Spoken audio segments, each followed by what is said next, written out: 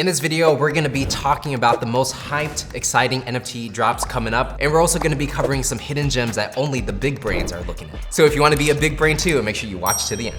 One of the biggest crypto YouTubers, EllioTrades, just announced a big NFT project he has coming out, and it's called Imposters. So Imposters is essentially a play off of the game Among Us, right? And everybody knows Among Us, where it's like, guess who's the killer? So from my understanding, nobody really owns that format. I've seen Fortnite as well copy the Imposters, Among Us type of gameplay where you try to guess who's the killer, right? So it's a format that I guess anybody can use, open IP, and then they're just taking that and spinning it into their own game. And so EllioTrades, he put out this game called Imposters. And you know, first glance, it's kind of interesting, right? Because they're taking a game that is already successful. They have a strong gameplay loop that people already love, and they're adding this NFT element into it. How they will actually do it, it can vary, right? But you know, if you kind of look at Fortnite, and they already did this idea, but not an NFT, they sell different skins. I'm sure EllioTrades is trying to figure out how to sell like different land and find other ways to provide value and have this whole play to earn game, right? And just so you know, the mechanics of how all these things will work, they're not really fleshed out quite yet. All we really have to go off is like a simple landing page with a little trailer and a roadmap that's very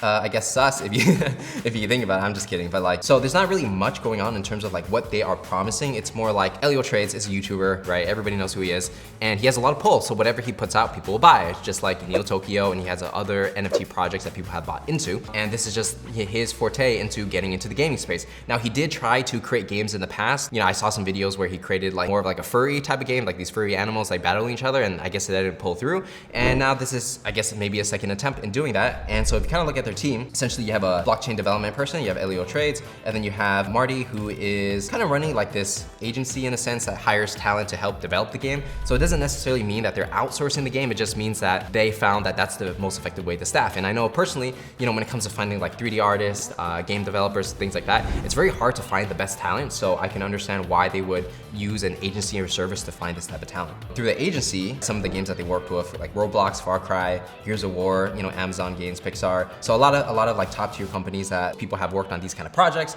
coming into this game. Now, where there's a lot of drama around this game was that originally, from my understanding, they were gonna charge 3 Ethereum for the Genesis collection. It was gonna be a Dutch auction. So it's kind of a lot of money, right? And a lot of people were upset because it kind of felt like a cash grab, similar to, let's say, like Raid Party. I'm not comparing it, I'm not saying they're the same, but you know, people have looked at games like Raid Party and Pixelmon, where they did an extremely expensive Dutch auction. Like Pixelmon had 3 Ethereum, and then the price just rapidly dropped after the mint. And then the money that they got, there's no like guarantee that that money is gonna be put into making a great game. It could be that the founders are taking 50 million out of the ecosystem, putting it into their pocket, and maybe putting a couple of million into the actual game. So a lot of people were questioning whether or not, you know, what EllioTrades was doing, because it kind of felt like that. I'm not saying it was like that, but it felt like that. And because of that, they're restructuring how they're doing the pricing. You know, it's coming out in 13 days. I'm sure there's still a lot of news coming out. This is a screenshot of their Discord, just whoever's editing it. So, you know, I went on the Discord, and to actually get whitelisted for this project, what you need to do is hold some of these NFTs. So there's the Ellio Trades NFT collection, the Super Farm Genesis series, not the Falcon, not the PAC. So I think the lowest floor price of this is like 1.7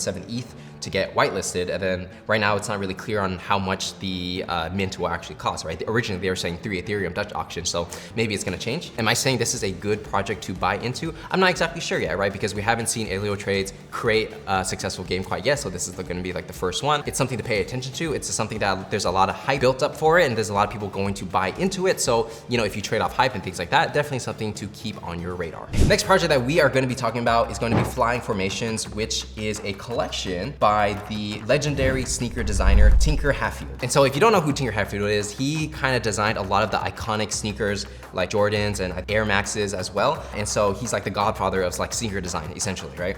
And he came out with this project where kind of paying homage to, you know, the University of Oregon Ducks. And it's a very limited, very limited collection. It's kind of like these ducks, and there's like 3D elements to it, and that's it. So there's an interview by the hundreds. Long story short, Tinker was basically gonna put these designs on a t-shirt or like athletic wear and kind of give it to his people from the University of Oregon. But as Nike started to get into NFTs, especially acquiring Artifact Studios, Tinker was already working on like NFT stuff at Nike, so he ended up deciding to create his own NFT project. And why this is special is because there's only gonna be 120 items available for this Genesis Flying Formations collection. And that's actually not that much. And the floor is 8 Ethereum right now, so obviously out of everyone's budget. It was 4 yesterday, so it's pumping up quite a bit. Why I want to share this with you is because we're gonna see more examples of this in the future, where you have a legendary legendary like designer or legendary person in their own field, whether it's streetwear or sneakers or fashion, whatever, right? And then when they come out with an NFT project, what's gonna happen is that all the people that support this person is or are going to buy into the project, meaning the price is gonna pump, especially if there's only 120 items available total for a legendary designer, you know, of course the price is gonna pump, right? So why this is interesting is because when you see another person create another project that has a low limited supply, you probably want to get in as soon as you can or get whitelisted or something like that, because there's a very high chance that they can just pull their audience into their universe and that those people will buy, right? So it's not like NFT people have to buy your NFT. It's like they can pull from their audience that they have been building up for decades, and those people are automatically gonna buy. So we're gonna see this with, let's say, Takashi Murakami. We were talking about the Murakami flowers. Instantly gonna sell out, the price is gonna be crazy just because Takashi Murakami has a very strong following that will pretty much support anything that he does, and especially if you're getting into like one of his first NFT sets, it's gonna be huge. So I just wanna show you that as an example of like an under the radar project. No one's really talking about it, but the price is gonna go crazy because of those factors. All right, next project we're gonna talk about is going to be Anonymice. You know, Anonymice is not like super hyped, super popular. They kind of just built quietly, and they built a very strong organic following. And why they're kind of seen as like OG or like really respected is because, you know, they're a fully on-chain project, which at the time wasn't very popular, where all the art and all the code is on-chain. So it's not like pulling from a random server and bringing it in. It's like everything is on the Ethereum like code essentially. And they're kind of building like a play to earn game where you like stake your mice, you earn their tokens, and then you use those tokens to make babies and things like that. There's this whole play to earn mechanic, which is gonna be very popular in 2022. We've seen it with Cyberconk's play and collect, right? It's kind of like a similar vibe, but for these mice. Why this project I think is kind of underrated is because, you know, they're not the strongest in marketing, right? They kind of just build silently, they build something cool, and then people that understand what it is, they gravitate towards it, and then they kind of spread the word through word of mouth. What I've been seeing, especially like following these the founders and stuff on Twitter and like seeing what they're talking about on Discord, they're really pushing for marketing. They're really pushing for collaborating with other people and creating more like mainstream or like designs and like stuff that everybody can be like, oh, that's pretty cool, and get into it, right? If you have like, let's say like a very niche product, understands the power of marketing and haven't utilized it yet, but they're going to, in my opinion, makes Anonymice kind of underrated, right? And so the mice, which is gonna be like 1.75 ETH, there's also going to be the babies, which are gonna be 0.5 ETH. In my opinion, at this point, you know, because the price is relatively low, I say relative because everyone's budget is different, I would go for the Genesis if you did go for it, but you always wanna watch your entry and exit to make sure you're getting it at a good price. Now, the next project we're gonna talk about is gonna be an upcoming project, so something that's not already out, and that's gonna be Gangster Allstars, and they have these like Japanese characters after, right?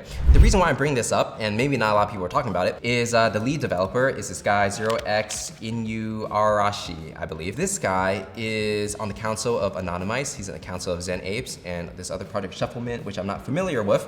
And he's a contributor to Cyberconk's and EtherOrg. So essentially, he's like this legendary, like Solidity, I believe, developer, or maybe just call him a legendary developer in general, who does a lot of innovative stuff when it comes to play to earn mechanics and like using Ethereum and like Polygon and all these things, right? So a lot of these big projects like EtherOrgs and Cyberconk's are kind of looking towards him for his advice.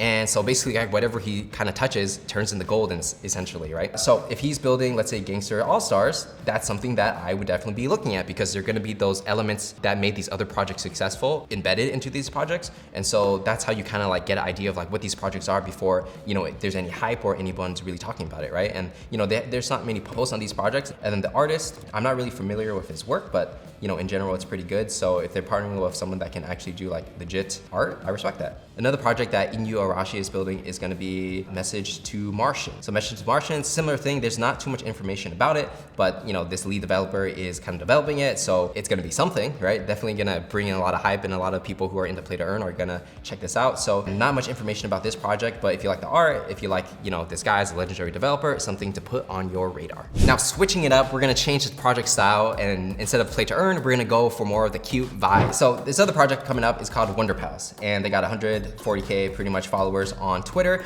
And essentially it kind of follows that roadmap of doodles and cool cats, where it's really using the art as the forefront to attract people to this project. Now, if you're going on the Wonderpals website, it's minting on February 26th, which is gonna be a couple days from this recording. You know, really there's no real roadmap, right? It's kind of like, okay, we're building this thing, it's gonna be cool. The way to design the FAQ is kind of for people who aren't really that familiar with NFTs, right? Like right here it says, what are NFTs? You can kind of see that a lot of people who know what NFTs are probably probably gonna buy it because they're like, oh, this is gonna be the next cool cat. And then they're also attracting people who may not be familiar with NFTs, but they can bring people into the ecosystem, which is always good, which increases the demand. And they got the team, which is the artist, community manager, and development. And this guy is behind this other project called Robotos. And the floor is 0.88 out of 10,000 items. So that's pretty good. So like they created a project in the past. So I don't know too much about this project, but the floor is holding up pretty nicely. And basically they're creating like another NFT set that kind of follows a similar model, but with a different artist, right? So if you're somebody that's into that art, you're into that kind of vibe, definitely something to check out. But again, like they're not really saying like what the 10-year roadmap is gonna be like. They're not really making any promises, so that's always the risk. But if there's enough people who are attracted to the art, then maybe it could be something. Another project that follows a similar vibe, like cool cat doodle. Now, I wouldn't call it a derivative, but heavily inspired, I would say. It's gonna be Starcatchers. It's gonna be minting on 22222, which is a nice number. Maybe it might be too late by the time you watch this, 0.11 Ethereum mint. So they got a lot of people working on this project on the back end. I'm not exactly sure if the team is anonymous. I remember seeing a picture of their real faces before on Twitter somewhere, so maybe they're not